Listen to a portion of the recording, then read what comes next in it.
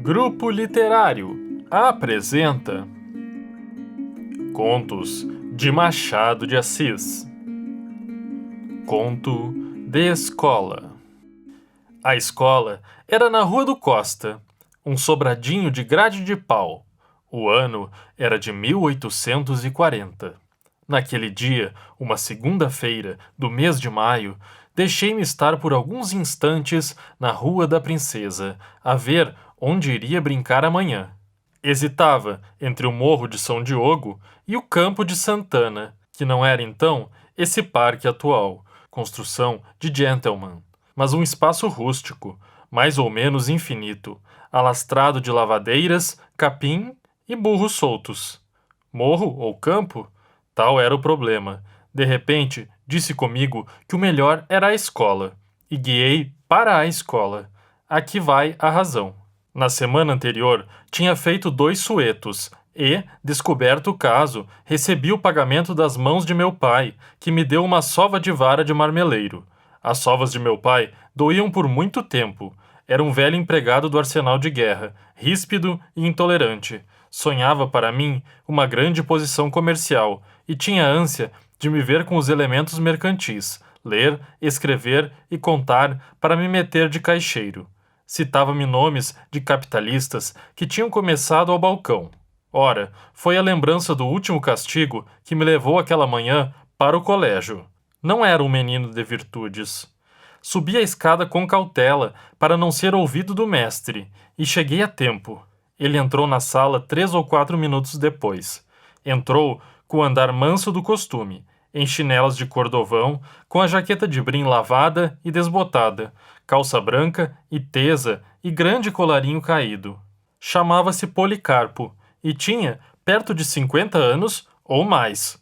Uma vez sentado, extraiu da jaqueta a boceta de rapé e o lenço vermelho, pô-los na gaveta. Depois, relanceou os olhos pela sala. Os meninos, que se conservavam de pé durante a entrada dele, tornaram a sentar-se. Tudo estava em ordem. Começaram os trabalhos. Seu Pilar, eu preciso falar com você, disse-me baixinho o filho do mestre. Chamava-se Raimundo este pequeno, e era mole, aplicado, inteligência tarda. Raimundo gastava 2 horas em reter aquilo que a outros levava apenas 30 ou 50 minutos. Vencia com o tempo o que não podia fazer logo com o cérebro.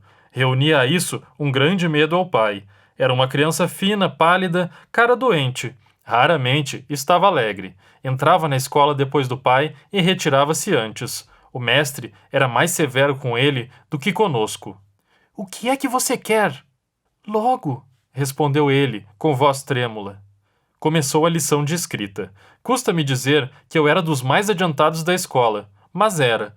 Não digo também que era dos mais inteligentes, por um escrúpulo fácil de entender e de excelente efeito no estilo, mas não tenho outra convicção. Note-se que não era pálido nem mofino, tinha boas cores e músculos de ferro. Na lição de escrita, por exemplo, acabava sempre antes de todos, mas deixava-me estar a recortar narizes no papel ou na tábua. Ocupação sem nobreza nem espiritualidade, mas em todo caso ingênua. Naquele dia foi a mesma coisa. Tão depressa acabei como entrei a reproduzir o nariz do mestre, dando-lhe 5 ou 6 atitudes diferentes, das quais recordo a interrogativa, a admirativa, a dubitativa e a cogitativa. Não lhes punha esses nomes, pobre estudante de primeira letras que era, mas, instintivamente, dava-lhes essas expressões. Os outros foram acabando. Não tive remédio senão acabar também, entregar a escrita, voltar para o meu lugar. Com franqueza, estava arrependido de ter vindo. Agora que ficava preso, ardia por andar lá fora, e recapitulava o campo e o morro. Pensava nos outros meninos vadios, o Chico Telha, o Américo, o Carlos das Escadinhas, a fina flor do bairro e do gênero humano. Para cúmulo de desespero, via através das vidraças da escola, no claro azul do céu, por cima do morro do Livramento, um papagaio de papel, alto e largo, preso de uma corda imensa que bojava no ar. Uma coisa soberba. E eu na escola, sentado, pernas unidas, com um livro de leitura e a gramática nos joelhos. Fui um bobo em vir, disse eu ao Raimundo. Não diga isso, murmurou ele. Olhei para ele. Estava mais pálido. Então, lembrou-me outra vez que queria pedir-me alguma coisa, e perguntei-lhe o que era. Raimundo estremeceu de novo, e, rápido, disse-me que esperasse um pouco. Era uma coisa particular. Seu Pilar, murmurou ele, daí a alguns minutos. Que é? Você... Você quê? Ele deitou os olhos ao pai, e depois a alguns outros meninos. Um destes, o Curvelo, olhava para ele, desconfiado, e o Raimundo, notando-me essa circunstância, pediu alguns minutos mais de espera. Confesso que começava a arder de curiosidade. Olhei para o Curvelo, vi que parecia atento. Podia ser uma simples curiosidade vagal, natural indiscrição, mas podia ser também alguma coisa entre eles. Esse Curvelo era um pouco levado do diabo. Tinha 11 anos, era mais velho que nós. Que me quereria o Raimundo? Continuei inquieto, remexendo-me muito, falando-lhe baixo, com instância, que me dissesse o que era, que ninguém cuidava dele nem de mim. Ou então, de tarde... De tarde não, interrompeu-me ele. Não pode ser de tarde. Então agora. Papai está olhando. Na verdade, o mestre fitava-nos. Como era mais severo para o filho, buscava-o muitas vezes com os olhos, para trazê-lo mais aperreado. Mas nós também éramos finos, metemos o nariz no livro e continuamos a ler. Afinal, cansou e tomou as folhas do dia, 3 ou 4, que ele lia devagar, mastigando as ideias e as paixões. Não esqueçam que estávamos então no fim da regência e que era grande a agitação pública. Policarpo tinha de certo algum partido, mas nunca pude averiguar esse ponto. O pior que ele podia ter para nós era a palmatória, e essa lá estava, pendurada do portal da janela à direita, com seus 5 olhos do diabo. Era só levantar a mão, despendurá-la e brandi-la, com a força do costume, que não era pouca. E daí, pode ser que alguma vez as paixões políticas dominassem nele a ponto de poupar-nos uma ou outra correção. Naquele dia, ao menos, pareceu-me que lia as folhas com muito interesse, levantava os olhos de quando em quando, ou tomava uma pitada, mas tornava logo aos jornais e lia a valer. No fim de algum tempo, 10 ou 12 minutos, Raimundo meteu a mão no bolso das calças e olhou para mim. Sabe o que eu tenho aqui? Não. Uma pratinha que mamãe me deu. Hoje? Não, no outro dia, quando fiz anos. Pratinha de verdade. De verdade. Tirou-a vagarosamente e mostrou-me de longe. Era uma moeda do tempo do rei. Cuido que 12 vinténs ou 2 tostões. Não me lembra, mas era uma moeda, e tão moeda que me fez pular o sangue no coração. Raimundo revolveu em mim o olhar pálido. Depois perguntou-me se a queria também. Respondi-lhe que estava caçoando, mas ele jurou que não. Mas então você fica sem ela. Mamãe depois me arranja outra. Ela tem muitas que vovô lhe deixou, numa caixinha. Algumas são de ouro. Você quer esta? Minha resposta foi estender-lhe a mão disfarçadamente, depois de olhar para a mesa do mestre. Raimundo recuou a mão dele e deu à boca um gesto amarelo, que queria sorrir. Em seguida, propôs-me um negócio, uma troca de serviços. Ele me daria a moeda, eu lhe explicaria um ponto na lição de sintaxe. Não conseguira reter nada do livro, e estava com medo do pai, e concluía a proposta esfregando a pratinha nos joelhos. Tive uma sensação esquisita. Não é que eu possuísse da virtude uma ideia antes própria de homem. Não é também que não fosse fácil em empregar uma ou outra mentira de criança. Sabíamos ambos enganar ao mestre. A novidade estava nos termos da proposta, na troca de lição e dinheiro. Compra franca, positiva. Toma lá, dá cá. Tal foi a causa da sensação.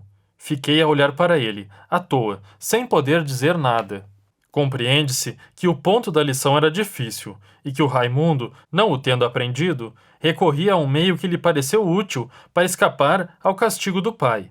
Se me tem pedido a coisa, por favor, alcançá-la-ia do mesmo modo, como de outras vezes, mas parece que era a lembrança das outras vezes, o medo de achar a minha vontade frouxa ou cansada e não aprender como queria. E pode ser mesmo que em alguma ocasião lhe tivesse ensinado mal. Parece que tal foi a causa da proposta. O pobre diabo contava com o favor, mas queria assegurar-lhe a eficácia, e daí recorreu à moeda que a mãe lhe dera e que ele guardava como relíquia ou brinquedo.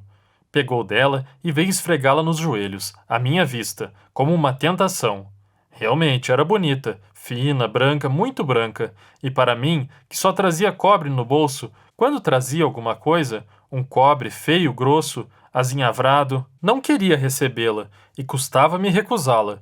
Olhei para o mestre, que continuava a ler com tal interesse que lhe pingava o rapé do nariz. Ande, tome, dizia-me baixinho o filho, e a pratinha fuzilava-lhe entre os dedos, como se fora diamante. Em verdade, se o mestre não visse nada, que mal havia? E ele não podia ver nada, estava agarrado aos jornais, lendo com fogo, com indignação. Tome, tome! Relanceei os olhos pela sala e dei com as do curvelo em nós. Disse ao Raimundo que esperasse. Pareceu-me que o outro nos observava, então dissimulei, mas daí a pouco dei-lhe outra vez o olho e, tanto se ilude à vontade, não lhe vi mais nada, então cobrei ânimo. Dê cá! Raimundo deu-me a pratinha, sorrateiramente. Eu meti-a na algibeira da calça, com um alvoroço que não posso definir.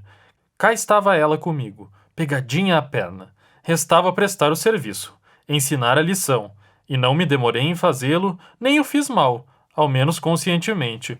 Passava-lhe a explicação em um retalho de papel que ele recebeu com cautela e cheio de atenção. Sentia-se que despendia um esforço 5 ou 6 vezes maior para aprender um nada, mas contanto que ele escapasse ao castigo, tudo iria bem. De repente, olhei para o curvelo e estremeci. Tinha os olhos em nós, com um riso que me pareceu mal. Disfarcei, mas daí a pouco, voltando-me outra vez para ele, achei-o do mesmo modo, com o mesmo ar, acrescendo que entrava a remexer-se no banco, impaciente.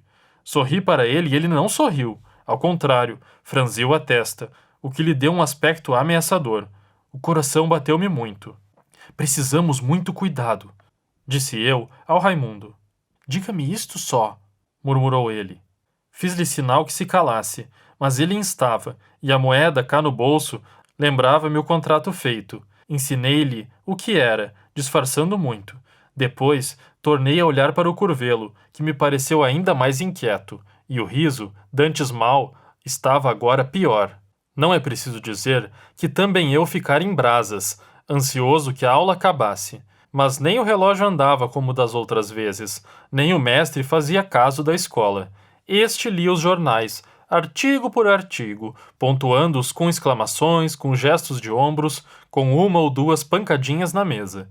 E lá fora, no céu azul, por cima do morro, o mesmo eterno papagaio, guinando a um lado e outro, como se me chamasse a ir ter com ele. Imaginei-me ali, com os livros e a pedra embaixo da mangueira, e a pratinha no bolso das calças, que eu não daria a ninguém, nem que me cerrassem. Guardá-la-ia em casa, dizendo à mamãe que a tinha achado na rua. Para que me não fugisse, ia apalpando, roçando-lhe os dedos pelo cunho, quase lendo pelo tato a inscrição, com uma grande vontade de espiá-la. Oh, seu Pilar! Bradou o mestre com voz de trovão. Estremeci como se acordasse de um sonho e levantei-me às pressas. Dei com o mestre olhando para mim, cara fechada, jornais dispersos e ao pé da mesa, em pé, o curvelo. Pareceu-me adivinhar tudo. Venha cá! Bradou o mestre. Fui e parei diante dele. Ele encerrou-me pela consciência dentro um par de olhos pontudos. Depois chamou o filho. Toda a escola tinha parado. Ninguém mais lia. Ninguém fazia um só movimento. Eu, conquanto não tirasse os olhos do mestre, sentia no ar a curiosidade e o pavor de todos. Então, o senhor recebe dinheiro para ensinar as lições aos outros? Disse-me o Policarpo. Eu... Dê cá a moeda que este seu colega lhe deu, clamou. Não obedeci logo, mas não pude negar nada. Continuei a tremer muito. Policarpo bradou de novo que lhe desse a moeda e eu não resisti mais. Meti a mão no bolso, vagarosamente, saquei-a e entreguei-lhe. Ele examinou-a de um lado e outro lado, bufando de raiva. Depois, estendeu o braço e atirou-a à rua. E então disse-nos uma porção de coisas duras, que tanto o filho como eu acabávamos de praticar uma ação feia, indigna, baixa, uma vilania, e para emenda e exemplo íamos ser castigados. Aqui pegou da palmatória. Perdão, seu mestre, solucei eu. Não há perdão. Dê cá a mão. Dê cá. Vamos, sem vergonha. Dê cá a mão. Mas, seu mestre... Olhe que é pior. Estendi-lhe a mão direita, depois a esquerda, e fui recebendo os bolos, um por cima dos outros, até completar 12, que me deixaram as palmas vermelhas e inchadas. Chegou a vez do filho, e foi a mesma coisa. Não lhe poupou nada. 2, 4, 8, 12 bolos. Acabou. Pregou-nos outro sermão. Chamou-nos sem vergonhas, desaforados, e jurou que se repetíssemos o negócio, apanharíamos tal castigo que nos havia de lembrar para todo sempre. E exclamava: porcalhões, tratantes, faltos de bril! Eu, por mim, tinha cara no chão. Não ousava fitar ninguém. Sentia todos os olhos em nós. Recolhi-me ao banco, soluçando, fustigado pelos impropérios do mestre. Na sala, arquejava o terror. Posso dizer que naquele dia ninguém faria igual negócio. Creio que o próprio Curvelo enfiara de medo. Não olhei logo para ele. Cá dentro de mim, jurava quebrar-lhe a cara. Na rua, logo que saíssemos. Tão certo como 3 e 2 serem 5. Daí algum tempo, olhei para ele. Ele também olhava para mim, mas desviou a cara e penso que empalideceu. Compôs-se e entrou a ler em voz alta. Estava com medo. Começou a variar de atitude, agitando-se à toa, coçando os joelhos, o nariz. Pode ser até que se arrependesse de nos ter denunciado. E, na verdade, por que denunciar-nos? Em que é que lhe tirávamos alguma coisa? Tu me pagas, tão duro como o osso, dizia eu comigo. Veio a hora de sair e saímos. Ele foi adiante, apressado, e eu não queria brigar ali mesmo, na Rua do Costa, perto do colégio. Havia de ser na Rua Larga de São Joaquim. Quando, porém, cheguei à esquina, já não o vi. Provavelmente escondera-se em algum corredor ou loja. Entrei numa botica, espiei em outras casas, perguntei por ele a algumas pessoas. Ninguém me deu notícia. De tarde, faltou à escola. Em casa não contei nada, é claro, mas para explicar as mãos inchadas, menti à minha mãe. Disse-lhe que não tinha sabido a lição. Dormi nessa noite, mandando ao diabo os 2 meninos, tanto o da denúncia como o da moeda. E sonhei com a moeda. Sonhei que, ao tornar à escola no dia seguinte, dera com ela na rua e a apanhara sem medo nem escrúpulos. De manhã, acordei cedo. A ideia de ir procurar a moeda fez-me vestir depressa. O dia estava esplêndido, um dia de maio, sol magnífico, ar brando, sem contar as calças novas que minha mãe me deu, por sinal que eram amarelas. Tudo isso e a pratinha. Saí de casa como se fosse trepar ao trono de Jerusalém. Piquei o passo para que ninguém chegasse antes de mim à escola. Ainda assim, não andei tão depressa que amarrotasse as calças. Não que elas eram bonitas. Mirava-as, fugia aos encontros, ao lixo da rua. Na rua, encontrei uma companhia do batalhão de fuzileiros, tambor à frente, rufando. Não podia ouvir isto quieto. Os soldados vinham batendo o pé rápido, igual, direita, esquerda, ao som do rufo. Vinham, passaram por mim e foram andando. Eu senti uma comichão nos pés e tive ímpeto de ir atrás deles. Já lhes disse, o dia estava lindo. E depois, o tambor, olhei para um e outro lado. Afinal, não sei como foi. Entrei a marchar também ao som do rufo. Creio que cantarolando alguma coisa. Rato na casaca.